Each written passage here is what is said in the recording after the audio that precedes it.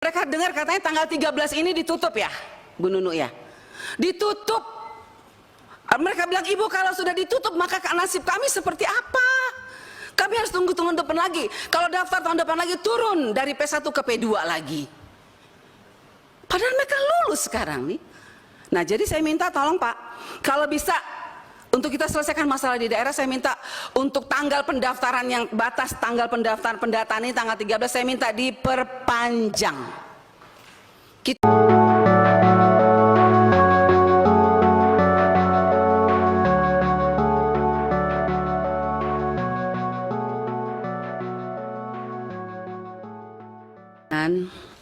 Bapak dan Ibu pimpinan Komisi 10 yang saya hormati, teman-teman Komisi 10 dan Bapak Menteri beserta jajaran.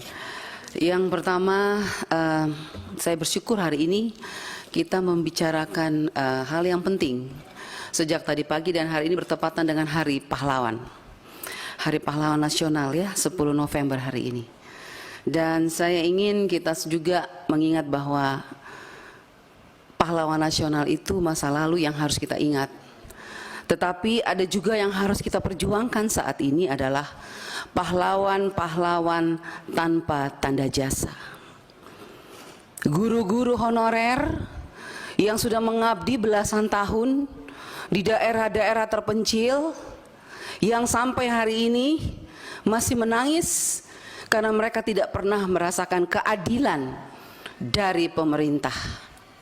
Mereka yang sudah mengabdi di desa-desa, di pelosok-pelosok, yang harus menyeberang sungai, yang harus langgar kali, kalau orang NTT bilang, ya, yang kadang-kadang kalau banjir taruhan nyawa, tetapi sampai hari ini mereka tidak bisa masuk lolos P3K. Itu yang pertama. Saya minta perhatian Pak Menteri dan seluruh jajaran untuk guru-guru yang ada di pedalaman, yang sudah mengabdi belasan tahun Pak, bukan 1-2. Dan saya juga mau ngangkat di Hari Pahlawan ini. Saya ingin mengingatkan bahwa pahlawan-pahlawan tanpa tanda jasa yang ada di pedalaman-pedalaman itu sampai hari ini menuntut keadilan sosial bagi seluruh rakyat Indonesia, sila kelima Pancasila. Kenapa tidak pernah diberikan kepada mereka? Bukti, ada guru-guru yang baru 1 tahun, 2 tahun mengajar, lolos P3K. Mereka yang sudah belasan tahun tidak pernah lolos dengan berbagai macam alasan. Oleh sebab itu saya minta Pak Menteri, mari kita coba ingat ini. Bagaimana justru mereka ini yang sudah belasan tahun ini, yang tidak pernah diperhitungkan oleh negara ini, justru mereka itu yang harusnya mendapat prioritas untuk diangkat. Apapun alasannya, kalau menurut saya mereka sudah tidak pantas lagi diukur dengan apapun karena terlalu mulia hati mereka Pak. Mereka tidak pernah berhitung-hitung dengan gaji. Tapi ketika ada P3K yang ditawarkan oleh pemerintah 1 juta, kenapa sampai hari ini mereka tidak pernah lolos? Sangat menyedihkan Pak Menteri. Yang kedua, seperti kami daerah 3T, bahkan semua daerah 3T, khususnya NTT, kami ini kenyataannya tuh Pak, betul-betul kekurangan guru. Kurang guru kami. Tetapi kami kenapa dibatasi? Kenapa banyak sekali yang tidak lolos?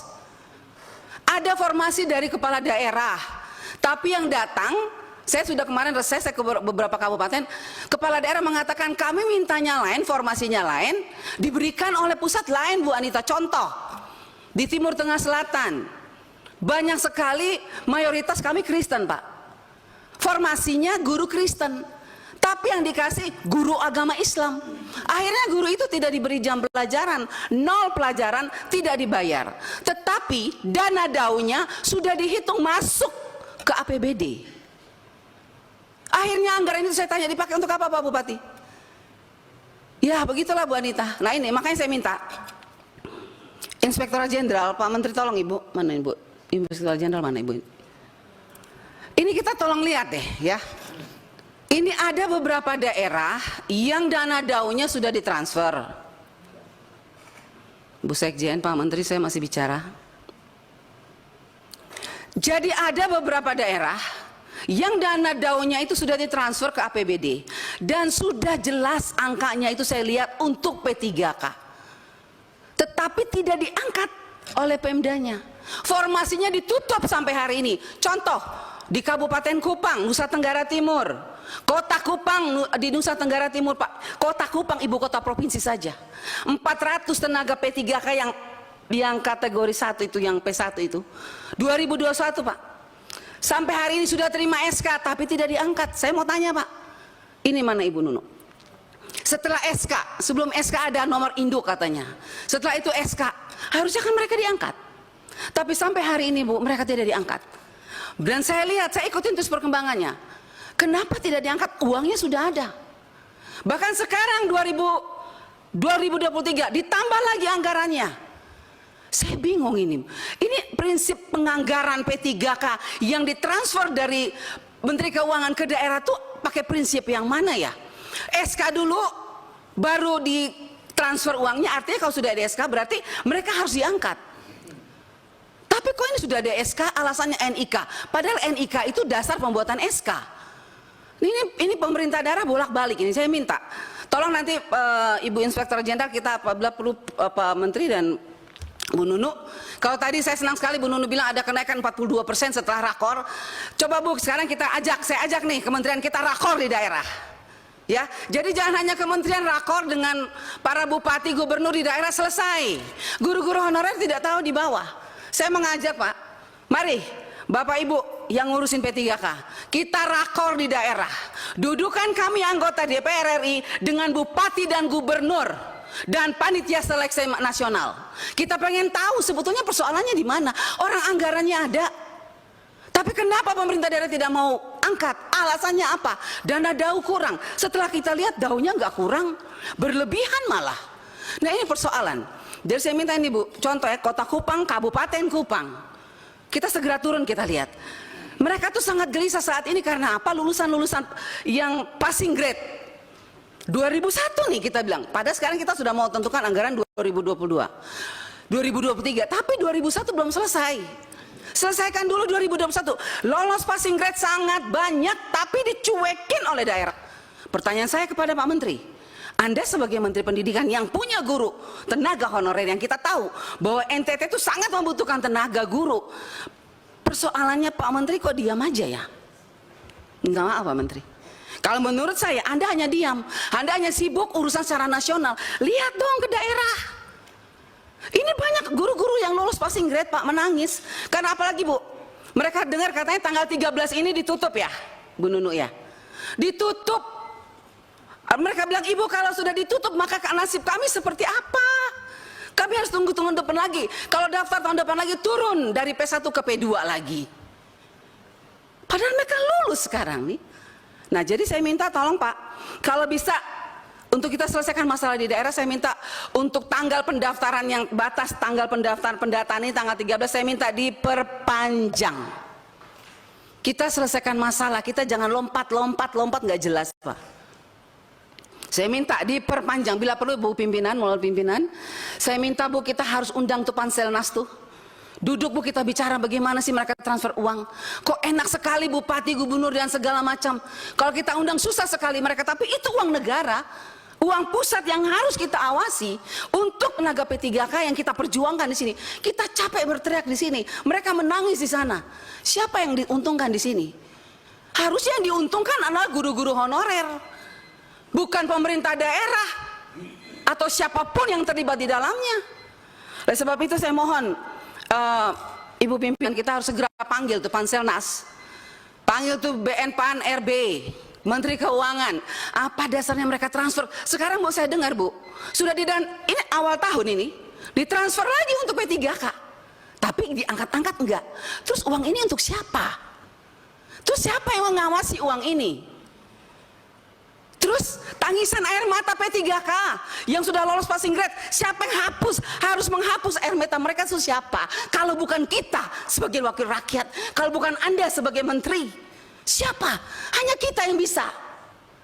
Jadi mari Bapak Menteri, saya minta kita bergandengan tangan, kita hadapi persoalan ini bersama.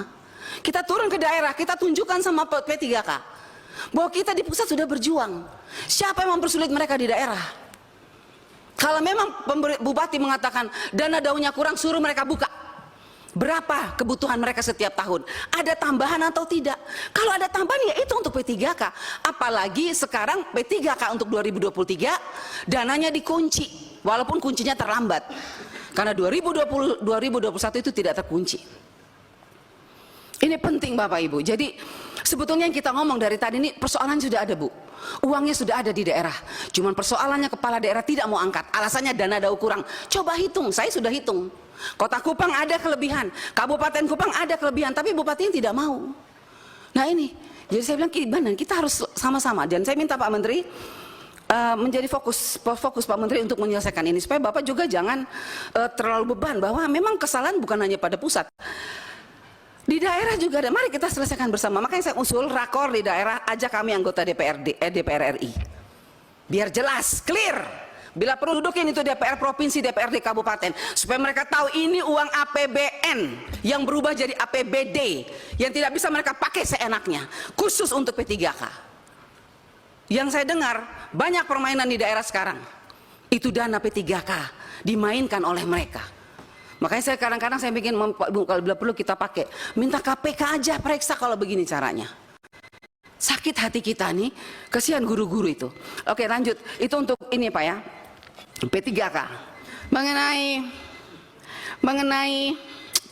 ada Pak, ada juga terkait asesmen tadi Pak, daerah NTT Pak, kami masih kurang jaringan, susah. Bagaimana asesmen dilakukan di UNBK? Banyak daerah sekolah-sekolah yang berteriak tidak memiliki komputer tapi dikirim laptop. Ada daerah yang akses internetnya lancar, laptopnya tidak ada. Saya ada bukti Pak. Laptopnya itu ditumpukin setinggi gunung tapi nggak dipakai karena nggak ada akses internetnya.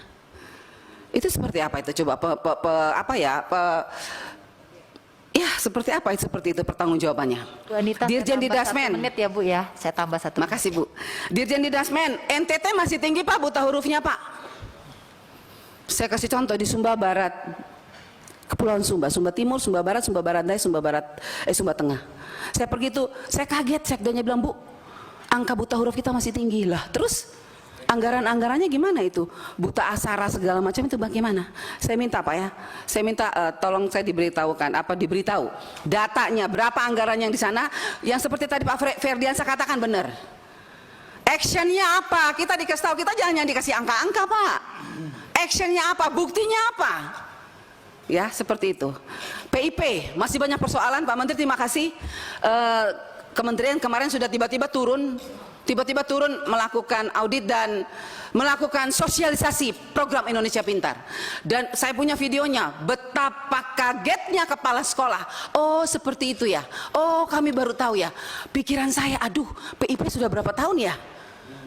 Kenapa baru dilaksanakan sosialisasi sekarang? Sudah banyak uang negara yang kembali ke kas negara. Saya rugi Pak. NTT masih kembali 4 miliar dan sekarang akan kembali ditarik 5 miliar hanya karena ketidaktahuan kepala sekolah mengenai program ini. Tapi saya bersyukur walaupun terlambat, terima kasih kementerian kemarin sudah melakukan sosialisasi. Dan terima kasih juga untuk Ibu Irjen sudah menurunkan auditor ke NTT hampir 80 orang, semoga semuanya diaudit. Dan rajin-rajinlah turun Bu Irjen, turunkan anak buah Ibu Irjen untuk melakukan audit supaya jelas tahu segalanya. Sudah kok. Terakhir Pak Pimpinan, tunjangan khusus Pak untuk daerah terpencil masih belum cair sampai saat ini. Tunjangan khusus daerah terpencil, tunjangan khusus daerah terbelakang, tunjangan khusus apa tuh namanya, apa tuh dikatakan biasanya apa sih? Khusus untuk guru-guru yang di daerah perbatasan itu Pak. Ya, apa? Penghasilan apa terpencil itu ya, dacil itu. Dan terakhir Bu, saya berharap kita bisa panggil yang saya bilang tadi Bu, kita panggil Panselnas dan Menteri Keuangan Pan RB dan Ibu Pak Menteri dan Ibu Nunu. Saya undang kita segera rakor Bu. Saya usulkan rakor di Kota Kupang dulu, di kabupaten, terus kita terus ke sana supaya selesai masalahnya. Terima kasih pimpinan. Terima kasih Bu Anita.